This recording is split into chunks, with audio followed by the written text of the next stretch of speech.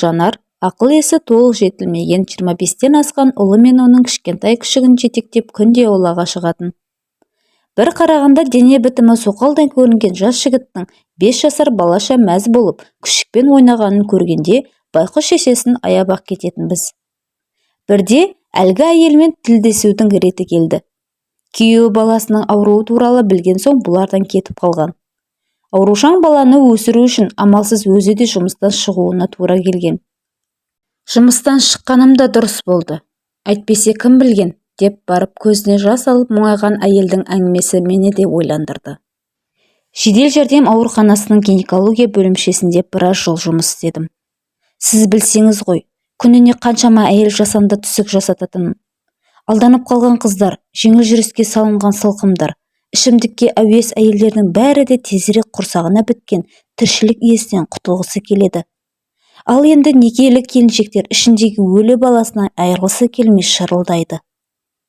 Кей күндері ерікті түрде аборт жасатуға келгендердің көптігінен оларға кезек тимей қалып жататын. Білесіз бе, бір келіншек алдыма жылына 4 рет келген болар. Өзі араққа да, еркекке де әуес. Екінші рет жасанды түсік жасатқан соң, енді спираль салдырып ал, бұның болмайды, деп ескерткенмін. Спираль салдырам деп жүргенше тағы біреулермен ішіп артынан жүкті боп қалатын. Болды, соңғы рет, деп ақталып келіп тұрғанда басына бір салғым келетін. Бірақ ақысын төлеп, дәрігерлермен келісіп тұрған соң амалсыз іске кірісетінмін. Ол кезде алқаш әйелге бала не керек? Алдырып тастағаны да дұрыс. Тәйірі кімнен жүкті екенін өзі де білмейді осы, деп өзімнің жұмысымның дұрыстығына күмән келтірмейтінмін. Осылайша біреуді аяп, біреуді ақтап, біреуді даттап жүріп, қаншама әйелге жасанды түсік жасадым. Қаншама баланы көре жарығынан айырдым. Мен мына қолыммен талайлардың өміріне балта шаптым. Әрине ол кезде ауыр күні арқалап жатырмын деп ойланбадым да.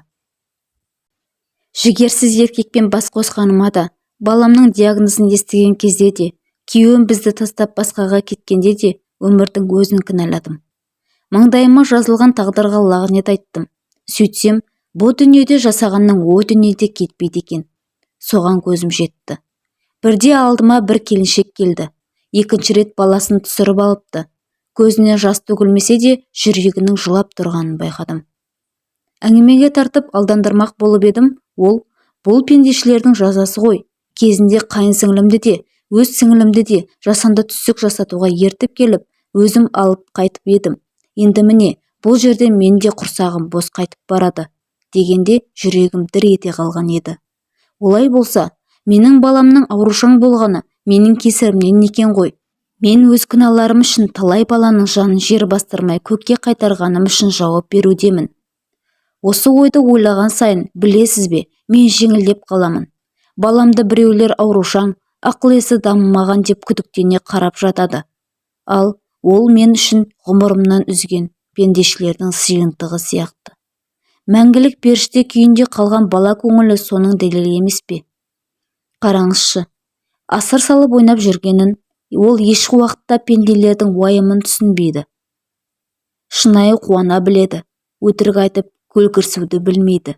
Қалай тез өкпелесе, солай ашуы тез тарқайды. Көңіліне жаққан нәрсеге алданып, мәз болады. Ол ешқашан өспейді, мейлі. Есесіне балалығымен мені ұзағырақ қуантады, деп күлімсіреп күшікпен ойнап жүрген баласына бір қарап қойды. Бұрынғы дәрігер әйел. Иә, оның жан жарасына шипа болатын баласы бар. Жасанды түсік жасатам деп өзіңді де, өзгені де күнәға батырмайықшы, замандас келіншектер.